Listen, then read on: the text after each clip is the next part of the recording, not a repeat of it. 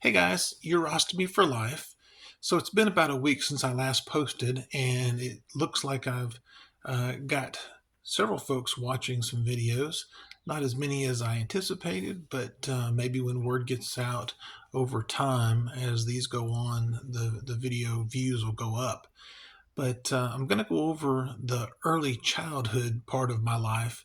And again, if you have anybody who's going through a urostomy procedure, whether it's somebody who was born with the problem and parents need assistance, whether it's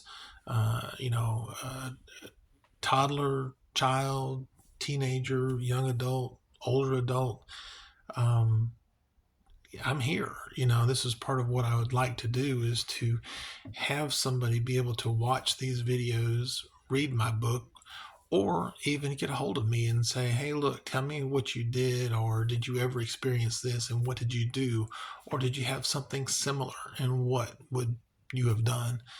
So we moved on from where I told you about Ron Phillips, who gave me his Purple Heart as we flew into Patrick Air Force Base back when I was 3. So in between the time I was 3 and the time I was 10, I had multiple surgeries. The body produces things called adhesions. Adhesions, if you look at it, if you ever had the privilege to and maybe on YouTube, I haven't sought that out, but as a nurse who circulated in surgery, and I saw surgeries on bowels, abdomens, urological surgeries. When someone has adhesions, it's very similar to a comparison would be looking at like saran wrap that was wadded up and put into the abdominal or pelvic cavity. So that saran wrap is the body's attempt to heal itself. And what it does is it makes basically a sticky mess that looks like saran wrap inside the body. So as this happens, sometimes those adhesions can crimp down the intestines to where the intestines close off. So you got a big hole, and all of a sudden the adhesions close them down. You got a smaller hole. Well, if waste products can't go through, then guess what? You have a problem. You have a blocked bowel, and when bowels get blocked, then a lot of times they have problems, such as they can get strangulated, and by strangulated means the blood supply gets cut off, and with that the bowel dies very easily, and it becomes a medical emergency. You also can have blockages where the stool can pass through a little bit, but not in the amount that needs to be. And again, that's still a medical issue that has to be taken care of. And surgery is the only way really to take care of that.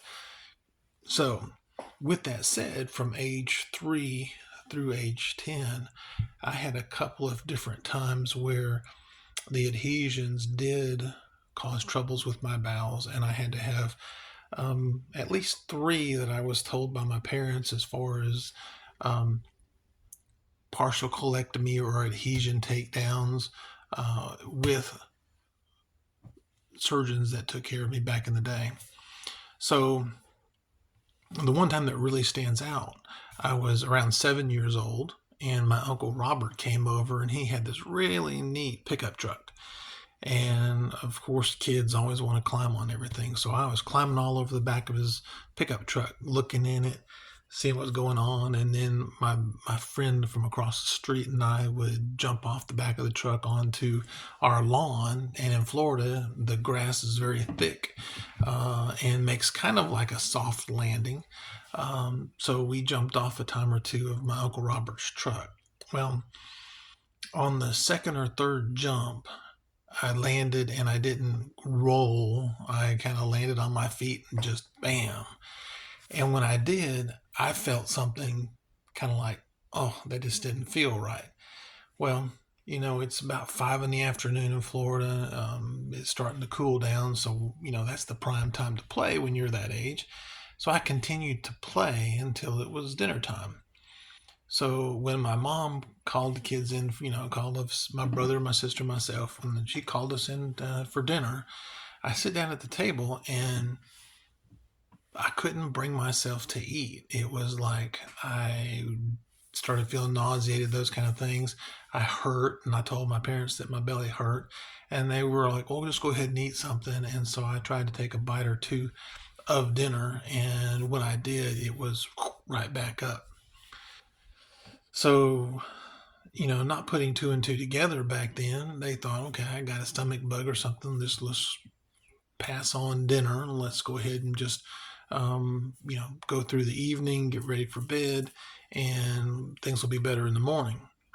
So, I go to sleep and I wake up in the middle of the night, and at some point in time, and I want to say it was probably closer to midnight, I wake up, I'm screaming in pain, and my fever, my mom took my temperature. She felt of me first, which is the old mom thermometer. And next thing you know, she's taking my temperature, and I've got like 103, 104 temp. So with that, off to the ER we go. And by the time we get to the emergency room, and in Florida, everything seemed further when I was a kid. And then now that I live in the country in Alabama, to me, a distance now is 15, 20 miles, where back then distance was about 3 miles, but it felt like an eternity. But when we got to the emergency room, my temperature was actually above 106. So, now that I'm a nurse and I know about all this, I was in trouble. So they were bringing down my fever. Things were rectally, Tylenol, things like that, because I couldn't hold anything down. And then the other thing to get my temperature down, and I can remember this to the day, is they found a tub. Basically, I guess they had some kind of large tubs around during that time frame, and they put me in ice. And so we don't do that anymore. But back in the day, they submerged me in ice to get my temperature down. The surgeon came in, and what they found is that I had jumped, and part of my bowel looped upon itself or got strangulated amidst other parts of my abdomen, probably the adhesions, and it had crimped it off severely. So a 4 or 5 hour procedure, because I've already had a ton of surgery with my urostomy and all the other procedures that I had prior to that. And I come out with another segment of my colon being removed at that point in time. Placed on antibiotics for several weeks, and those things. Stayed out of school. Kids are wondering what's going on. All these things that kids are inquisitive about. So, besides the surgeries, and then I've got another one when I was 10, and I'll tell you about that in a little bit. But other than the surgeries being an issue during this age 3 to about 10, a little over 10, was going to school. So starting out with kindergarten, So it was tough because I was used to being in an adult environment, going to the hospital frequently, being around doctors a lot. It seemed like apparently I was more well suited for having adult conversations at an early age than the childhood conversations. So I go to kindergarten, and there are days in which I have troubles, such as my appliance comes off, or my urostomy bag comes off. My mom used to call it an appliance. With that, we had the ostomy bag that we used was from a company that's still in business, but it was older technology. So we had a neoprene, which was a light colored green, rubbery flange, and that part was flat on one side, and that would go onto my skin around my stoma. And they had different hole sizes so that you could put them over different size stomas. Being that I was a child, my stoma was about the size of a quarter. Wasn't real big, and again, it was for urine now, whereas before stool or body waste flowed through it. But it was used for me, at this point in time. The part they took out was used for urine, so it didn't have to be super big at the time. And the other thing would be is, okay, so the flange had um, a a ridge around it in which the bag, which was vinyl plastic, would go around it, and then to hold it onto that flange, there was a rubber O-ring, a black O-ring. If you've ever looked in your garden hose and you see that there's a ring in there, um, it was a smooth rubber ring that would stretch a little bit and go up over the bag and over that flange in order to hold that bag on and to keep the urine in there. Now, if the little black rubber ring over time gets old, it doesn't want to hold tight, and then you have leakage of urine. So it was difficult to predict how long that they would last. And my mom became very good at kind of saying, okay, we need to order these and have these changed out about every 3 months, because after about 3 months, stretching them over, it would get it to where it would go back to being useful. Okay. On the bottom of the bag, nowadays, if you look at one, you'll see the bag has a tip that's molded into the actual bag. So you don't have to worry about applying the tip or putting the tip into the vinyl bag and then having a rubber band go around it in order to keep that tip, which is there so that you can drain it, held onto the bag. But that was the technology back then. So think about it. You've got a rubber band who, again, you're not sure what the age is when you get it because they come in packs, and not all of them had. I guess they call them their born on dates. When were they manufactured? So you didn't know how old they were then. But again, rubber bands are notorious for breaking. And if you put a rubber band around a bag that's down around somebody's legs, because by the time you put the bag on the side where mine's located, the tip actually ended up right around my crotch area, so right about where my leg and my torso meets, so right around the hip area, inward towards the groin.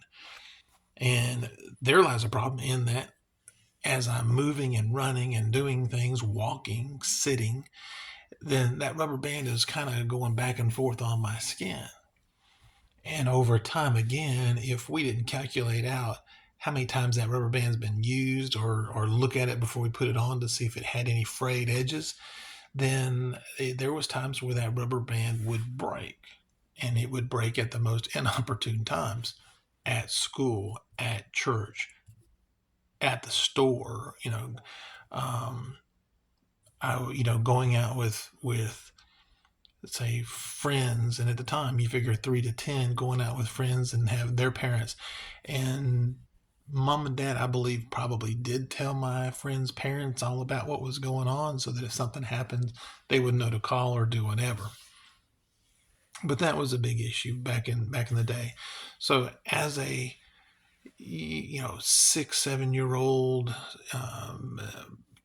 going back as a 5 year old in kindergarten through those the years of 10 11 12 on up, with that technology, there would be times where I would have issues at school.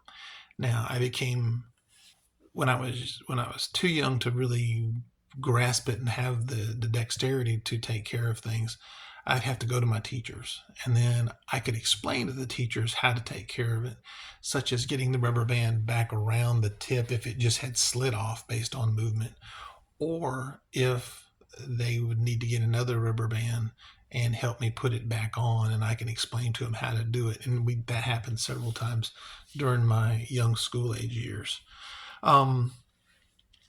If the appliance came off and I got wet, there was I had to tell the teachers. I became very good at hiding that. I could catch it early. I kind of could feel when the urine was getting on my skin. So with that really heightened sensitivity that I guess you get when you have problems, somebody who is blind gets better, tends to be more attuned to their hearing. And so with my problem, I got very attuned to what my skin was telling me down there, and so I could catch it early most of the time. And then with that, be able to excuse myself, go empty my bag, know that I have a leak, and then have to tell the teacher I need to go to the school nurse. And then the school nurse would call my mom, and then that's when I would go home for the day. That got hard sometimes to explain to kids. I was there 1 minute and I was gone the next. And what happened? What happened? Did you get sick? You didn't seem like you were sick. And so, it was tough. Had to make excuses. Well, something came up. I had to go. Yeah, I ate something. I did get sick. It was just one of those things where I couldn't just say, "Hey, look, I've got this thing on my side," because that would have been pretty terrible at the time. I think people are more understanding of disabilities today than they were back then. Um, Kids still probably not they're probably more in tune today than they are because everybody talks about things. But back then, it would have been probably a thing to be ridiculed about tremendously. And that's what I had in my head. And that's what led me to want to try to do everything I could not to have that exposed at that early age. Okay, so then finally, having trouble with the bag was the big issue. Technology has come so far, and I kept using that same technology, believe it or not, up until I was in my 20s, and I became a nurse, and I was working at the hospital. Um, and where I was working, they had an ostomy nurse. Now, I heard about ostomy nurses, but I never, I don't need one. I've been doing this for so long. But I went and actually saw this person. And I said, let me just tell you about my problem or my history.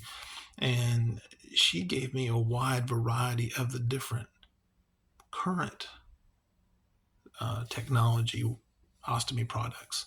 And I would try the ones with the brown wafers, those kind of things. The paste. I would also try the seals that you could mold them around your stoma and go from there.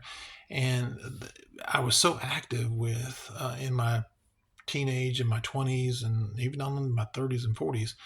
I played softball. I skied behind the boat. Rode motorcycles, just a lot of different things. So I was pretty active, and those would just not stay on me. But I also knew that the technology that I was using, which was that neoprene rubber flange, that we had to apply a liquid glue on. The product came in a can that was about 3 inches high, and the cap on it had a brush on it, and we would brush the back of the flange with that white glue, and that white glue would have to dry for just a little bit.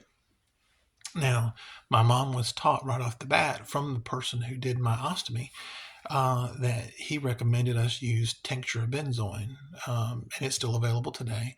And use that tincture of benzoin, which is they typically use it for an oral or in the mouth on canker sores or any other kind of sore in the mouth as a protectant. So with that, it does very well at protecting the skin. And it also, in medicine, tincture benzoin is used when, say, you have an IV started, especially on children, and you want that tape to stick so that the IV doesn't just accidentally slip out. So with that tincture of benzoin was around my ostomy everywhere where that flange was covered with that white liquid glue that we let dry and then was put to my skin. Now, I had to wear an elastic belt around my waist from 3 years of age until I quit using that product in my late 20s, to hold it on tighter so that it wouldn't come off, because gravity is your nemesis when it comes to having urine, or people who have colostomies have stool in their bag. That weight pulls against your skin and pulls that bag off. So with that, you have to be really good at knowing where the bathrooms are, when it was full enough to where you needed to change, you needed to empty it out, those kind of things. And that's a lot for a kid. So, last story, well, I'll just wait for next time, but going to the bathroom, using the bathroom with the kids, my school that I had for elementary I thought it was pretty well, looking back on it, it was really well thought out in that it had little hallways that went out like fingers. Okay, so you had first grade, you had second grade, third grade, and they were all kind of off first and second, second, third and fourth, or I just messed up. But anyways, they were close together in that the first and second graders would share the bathrooms. The third and fourth graders would share the bathrooms. The fifth and sixth graders would share the bathrooms, but they did kind of finger out apart from each other on those wings. Um, but what would happen is when it was time for breaks, those kind of things, and going into that bathroom setting, there would be a lot of kids at one time in there. And they were all trying to get everything done as far as going to the bathroom and getting out of there. But also, sometimes the bathroom became the hangout spot where the cool kids would hang out and rough up the younger kids, or pick on people and stuff like that. Well, it made it hard for me to go in there when I had to unscrew this tip and pee. So I wouldn't use the urinals because it was in front of God and everybody. So I would go into the stalls, and then it got to be, well, hey, you're peeing in the stall. Why do you pee in the stall? Why don't you use urinals?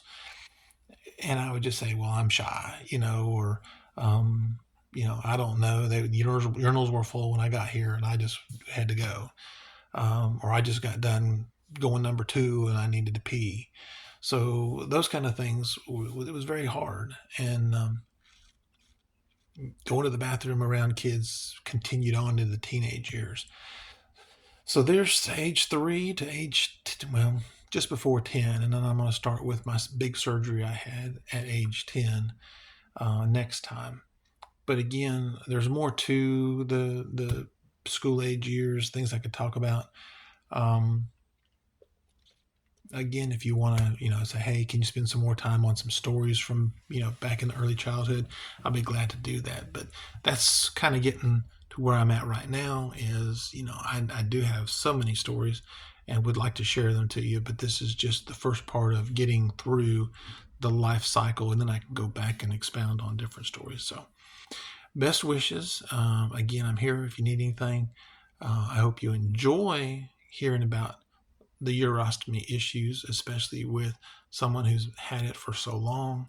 And I hope I can be a resource for somebody who has got themselves, or somebody who needs some input or advice, or just a sympathetic ear to listen to, who knows about it. So it wouldn't be, I found it hard that, to talk to an ostomy nurse that didn't have an ostomy, because no matter how he or she was educated, they really didn't know. And then everybody said, why don't you be an ostomy nurse? And I was like, man, I deal with it 24/7. I just don't want to deal with it as a profession. Now, as a nurse, I did help folks quite a bit with their ostomies, but I didn't feel like I could do it every day, every night, all day, all night. I needed a break doing something different. So emergency medicine was my thing. I also worked in surgery for a little while, but between surgery and the ER, that was my claim to fame, so to speak. So, all right, I'm done for today, and I'll be coming back in about a week with the next part, and we'll start off with that big surgery at age number 10. Thank you.